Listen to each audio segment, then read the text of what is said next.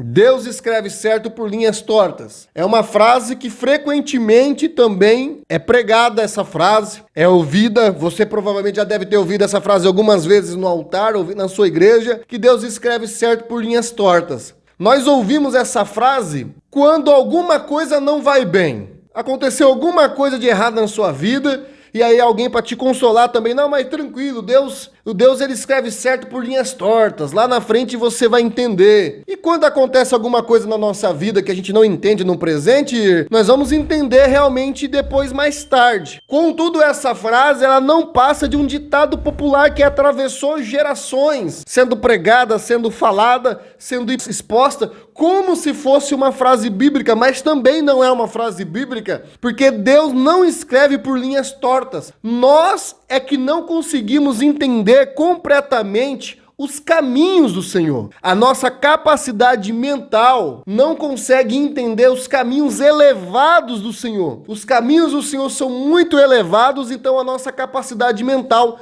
não consegue entender. Então, eu quero ler também um texto com vocês que está em Isaías, capítulo 55, verso 9. O 8 e o 9. O texto diz assim, ó: porque os meus pensamentos não são os vossos pensamentos, nem os vossos caminhos os meus caminhos. Porque assim como os céus são mais altos do que a terra, assim os meus caminhos são mais altos do que os vossos caminhos, e os meus pensamentos mais altos do que os vossos pensamentos. Então, assim como os céus são mais altos do que a terra, também os caminhos do Senhor são mais altos do que os seus caminhos. E os pensamentos do Senhor são mais altos do que os seus pensamentos. Justamente pelos caminhos e os pensamentos do Senhor serem mais altos do que os nossos, fica incompreensível algumas coisas no processo. Então, da mesma forma que na frase anterior nós trabalhamos que Deus não tarda e não falha,